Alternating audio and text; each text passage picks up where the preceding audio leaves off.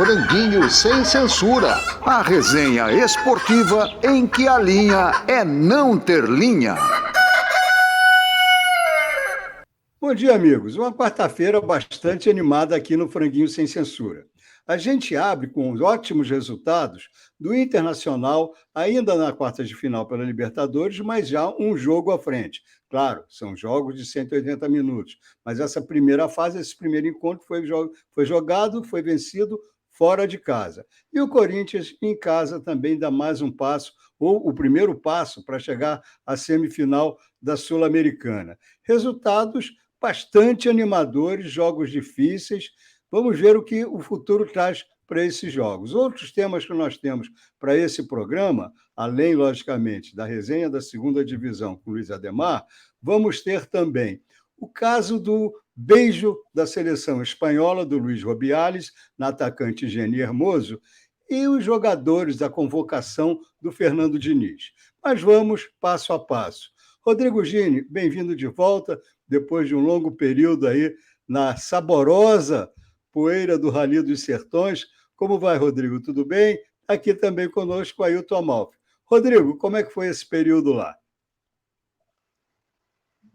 Um abraço, Lito, Amalfi, a todo mundo que acompanha o Franguinho. Foi muito interessante. O Ale Oliveira estava lá também. A gente quase que fez um franguinho na poeira, porque podia ter feito.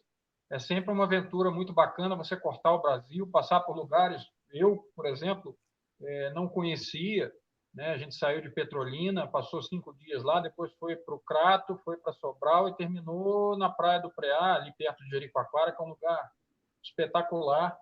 E com todo o desafio da competição, né? Um rally que hoje é um dos maiores do mundo, um dos mais tradicionais do mundo. Então, sempre é uma aventura muito bacana. E de volta aqui ao Brasil, o que você achou da atuação do Inter, que mistura aí grandes momentos, como essa vitória nas quartas de final da Libertadores, com momentos não tão bons, na verdade, nada bons, no Campeonato Brasileiro? Pois é, Lito, Amalfi, o Inter tem se mostrado muito parecido com o Flamengo. É aquele time que você não sabe muito o que esperar. Ele pode proporcionar uma atuação espetacular, resultados incríveis, como também pode desandar completamente. E essa irregularidade é uma coisa que o Kudê trazia também aqui no tempo do Atlético, né, enquanto ele esteve no Atlético. Ele não conseguia fazer o time jogar de uma forma muito linear. Era sempre com mais sofrimento do que o devido, do que o esperado, e essa irregularidade, essa inconstância. O Bolívar vinha sendo cantado em verso e prosa, porque realmente é um time que está com suporte do grupo do Manchester City, assim como o Bahia, né? Tem feito um trabalho bastante interessante. Se a gente lembrar, mais recentemente, o futebol boliviano não tem chegado a essas fases da Libertadores, não tem se colocado aí entre os 8, entre os 4, mas você começar com uma vitória fora de casa é um ótimo ponto de partida, embora, como você tenha destacado, são 180 minutos, né? Entre aquelas velhas máximas do futebol, como o Inter ganhou lá fora, também pode perder aqui dentro. Amalfi, você, logicamente, deve estar bastante alegre com a vitória do Corinthians, mas 1-0, e jogando em casa, ainda tem muita tensão para vir pela frente, né? Estudiantes, cá entre nós, não é exatamente um adversário fácil, não? Não, o adversário não é fácil, é um time chatíssimo, chatíssimo. A gente viu ontem os argentinos usando o expediente de toda a falta, eles cercarem o juiz e eles vão intimidando o juiz, eles vão minando a paciência do juiz, fizeram como sempre fazem. O estádio lá de La Plata também é complicado. Quando eles conseguiram uma boa vantagem, é uma vantagem considerável. Não sei o que o Luxemburgo vai fazer, se ele vai jogar na retranca, como ele fez contra o Newell's, que deu certo. Mas é uma boa vantagem. O Corinthians jogou um bom futebol, principalmente no primeiro tempo. Teve um pênalti que não foi dado, um pênalti claro. Mas vai ser bucha pesada lá, vai ser bucha. O Corinthians tem uma boa vantagem, e eu queria falar a respeito do que o Gino está falando também do Internacional, que eu acompanhei o jogo. Ontem, na Bolívia, trataram o jogo foi um jogo limpo, hein? não teve nenhum problema, mas a torcida era um fator de afirmação nacional. O futebol da Bolívia tem muita grana envolvida ali, e o Internacional ganhou com autoridade e de um jogador que a gente tem falado aqui, o Ener Valencia, que é equatoriano, acho que ele sabe jogar na altitude e soube dosar, soube correr na hora que tinha que correr. O Internacional conseguiu um grande feito. Acho que parece que só o Fluminense ganhou e o Palmeiras ganhou recentemente. É muito difícil ganhar lá, muito difícil. Ou São Paulo, eu não sei se o São Paulo ganhou lá uma vez, mas acho que o Fluminense e o Palmeiras que ganharam. O Palmeiras, acho que em 2021. Foi uma vitória muito importante e muito difícil de se conseguir lá. No campo o futebol vai bem. Fora do campo, a comemoração de um campeonato que vinha impecável, que foi a Copa do Mundo Feminina, acabou tingida, manchada por uma cena pelo menos inesperada. Na comemoração, na entrega de medalhas, o presidente da Federação Espanhola, Luís Rubiales, se entusiasmou e deu um beijo nos lábios da atacante Jenny Hermoso. Em seguida, deu-lhe um tapa nas costas, que exageradamente foi considerado nas nádegas dela, não aconteceu, e se criou em cima disso, logicamente, não estou dizendo que não fosse devido, todo um escândalo.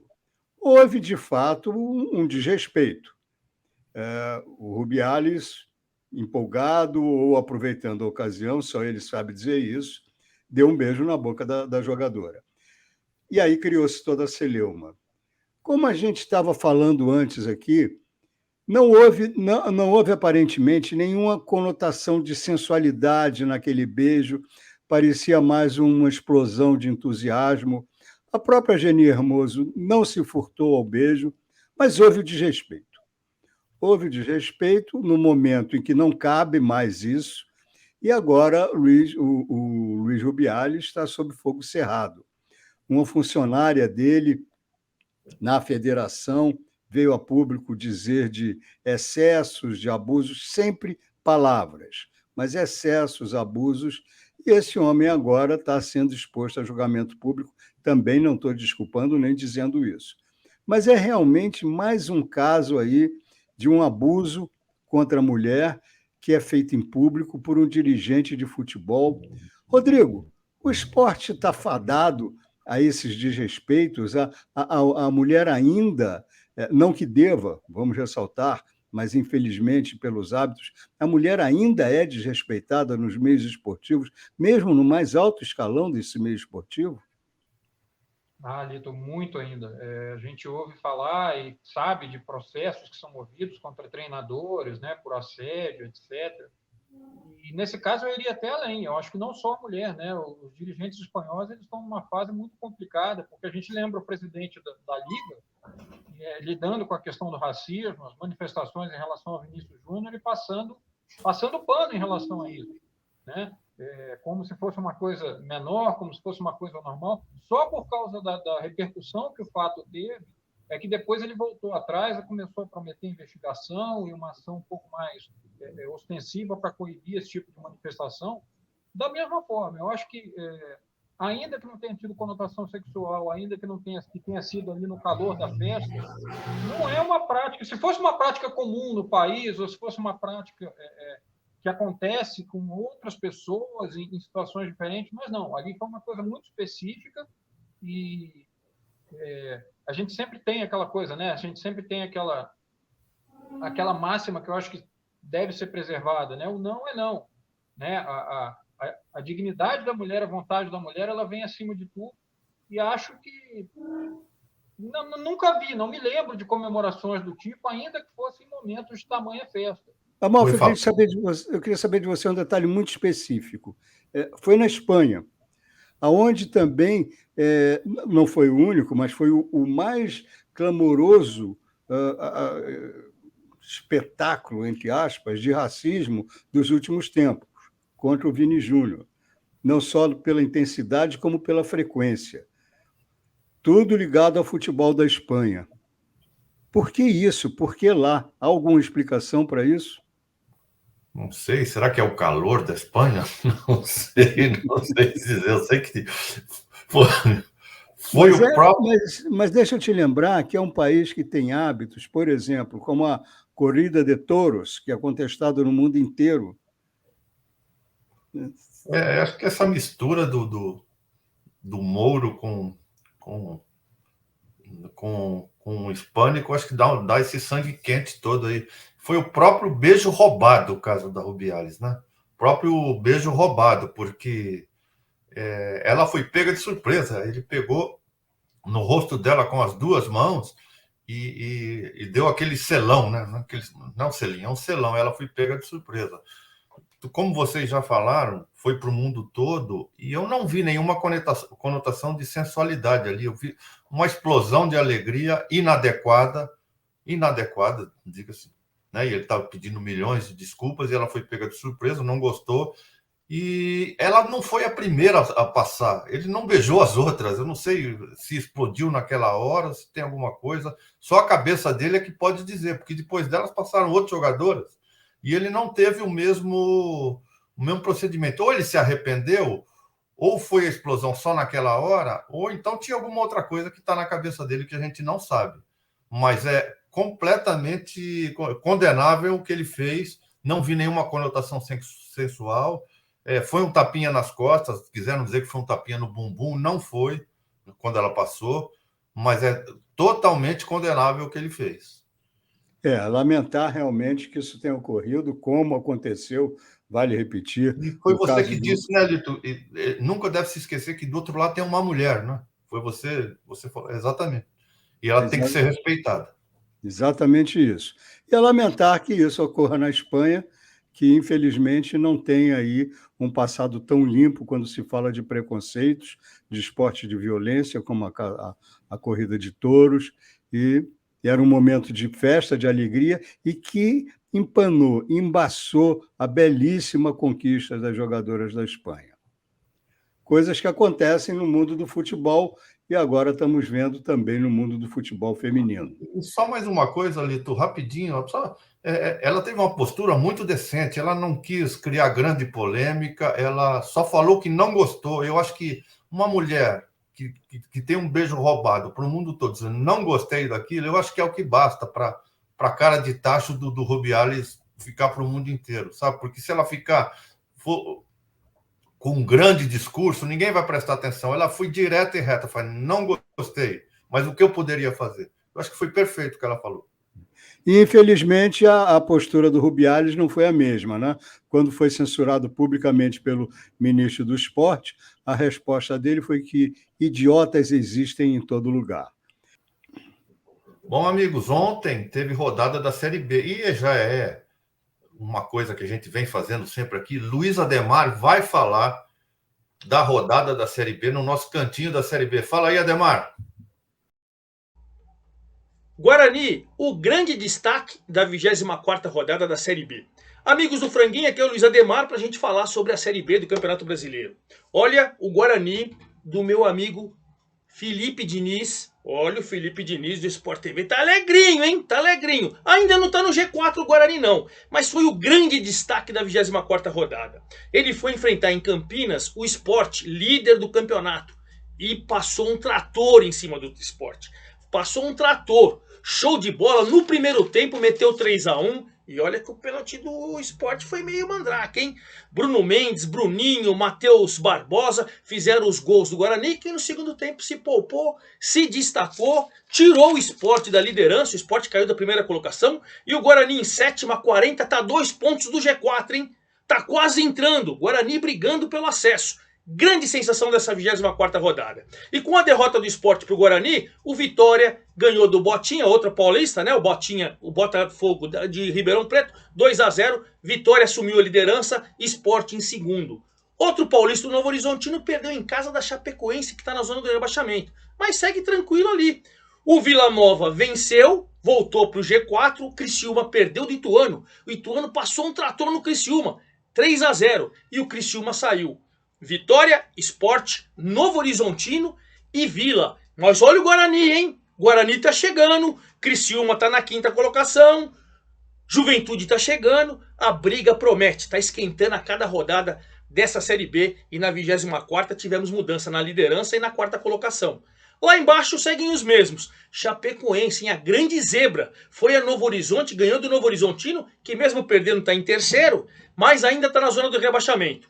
Tombense, Londrina e ABC, esses aí parecem fadados ao rebaixamento.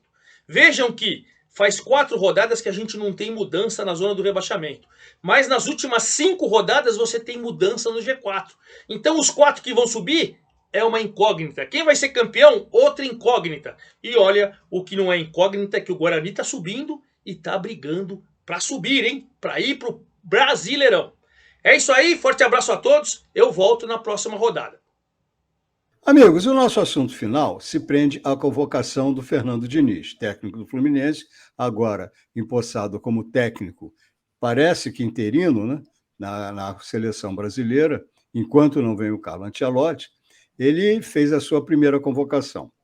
Foi uma convocação com alguns nomes contestados, algumas ausências reclamadas, por exemplo, a presença do Bento, o goleiro do Atlético Paraná, não que ele até não mereça, mas talvez Lucas Perry, do Botafogo, merecesse mais. O zagueiro Adrielson não foi chamado o Nino, zagueiro do Fluminense. Há nomes e nomes aí que poderiam ou não ser chamados. É claro que o Bento é um goleiro à altura da seleção, como também o Nino tem jogado à altura da seleção. Mas são as velhas opiniões que se chocam, que se entrechocam em época de convocação. Mas uma coisa que chamou a atenção nessa convocação do Fernando Diniz foi a presença de jogadores que fazem parte do grupo que tem como agenciador, como empresário, o Giovanni Bertolucci, que também é o empresário do Fernando Diniz. São 7 jogadores: Wanderson, Caio Henrique, Matheus Cunha, Ibanez, Bruno Guimarães, Gabriel Magalhães e Marquinhos. São muitos jogadores. É lógico que o Fernando Diniz tem todo o direito de convocar quem ele acha que está à altura das posições para as quais ele convocou. Mas ele não teria se exposto demais. Uma coisa antes de fazer essa pergunta. O Fernando Diniz, até agora, teve um comportamento ilibado. Não há nada que desabone ele no plano da ética, nada disso. Ele pode ser contestado pelo seu estilo de jogo, ele pode ser contestado por suas estratégias, por suas substituições, mas nada no seu comportamento profissional permite isso. Mas ele, pelo menos, se expôs muito fazendo a convocação de 7 jogadores que compartem com ele essa situação de terem o mesmo empresário. Rodrigo, o que você acha dessa atitude dele? Claro, pode ser que esses jogadores entrem, justifiquem o seu trabalho em campo, essa convocação, mas não é um pouco arriscado, não? Olha, Lito, essa relação entre empresário, seleção, empresário, clube é uma coisa que a gente vai gastar 15 franguinhos aqui, não vai conseguir discutir, debater, entender totalmente. Porque tem um outro lado, né? Aí eu vou pensar um pouco com a cabeça de tentar entender o que o Fernando fez nessa convocação, porque, por exemplo, o Ibanez, assim como o Caio Henrique, são atletas que trabalharam com ele no Fluminense, atletas que ele conhece bem, e é normal que em algumas escolhas ele procure ir para o lado conhecido.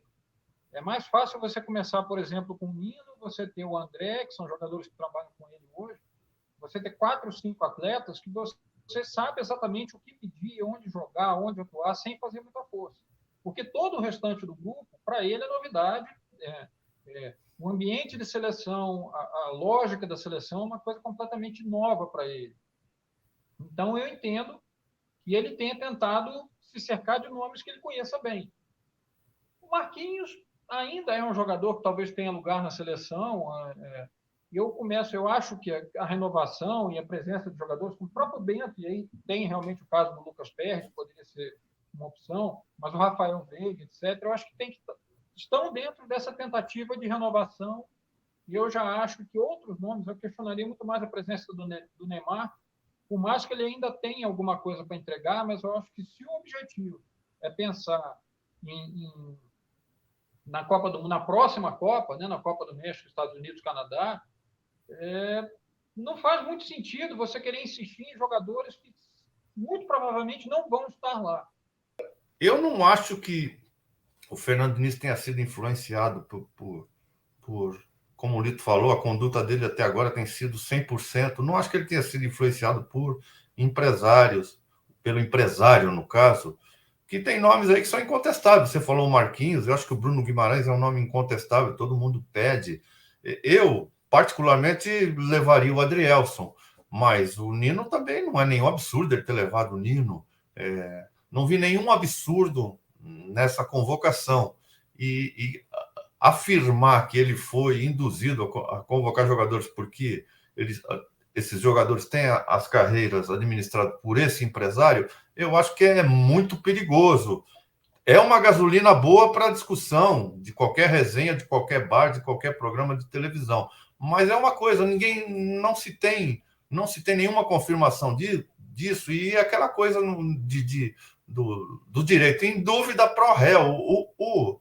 O Felipe Diniz não parece ter sido influenciado por essa é a minha opinião, por esse empresário. Não acho que ele seria se expor demais uma carreira que está começando, uma carreira que ele está querendo dar um salto mais alto para uma seleção brasileira. Não acredito nisso, não. Ele me parece uma pessoa muito correta. Ele tem esse passado, sim. Ele tem esse passado que dá a ele todo o crédito. Mas é a tal história, sabendo como é aqui todo o país, qualquer coisa que aconteça, isso vai ser jogado sobre ele. Né? Como eu coloquei antes, eu acho que ele se expôs. Sem dúvida, ele se expôs fazendo essas convocações. Mas aí a cabeça dele, eu acho que o argumento do Rodrigo é mais do que cabível. São jogadores que já conhecem o sistema de jogo dele, que é um sistema totalmente diferente dos outros técnicos no Brasil, seleção ou times, e que, logicamente, ele não vai poder implantar no período de treinamento que uma seleção reserva a seus treinadores. Então, vamos lá. Vamos ver o que acontece, vamos esperar. E estamos de volta aqui na próxima sexta-feira para falar do que poderemos esperar da segunda rodada do retorno do Campeonato Brasileiro. A gente fica por aqui, uma boa semana a todos vocês que acompanham aqui o Franguinho. E lembrando, não deixem de dar seu like, não deixem de falar do Franguinho a seus amigos, se inscrevam, acionem o sininho, assim, sempre que tiver uma atividade do Franguinho, o YouTube avisa vocês. Pessoal, muito obrigado pelo apoio. Valeu, Rodrigo. Valeu, Amalfi. Até sexta. Abraço, amigos. Abraço. Franguinho sem censura. A resenha esportiva em que a linha é não ter linha.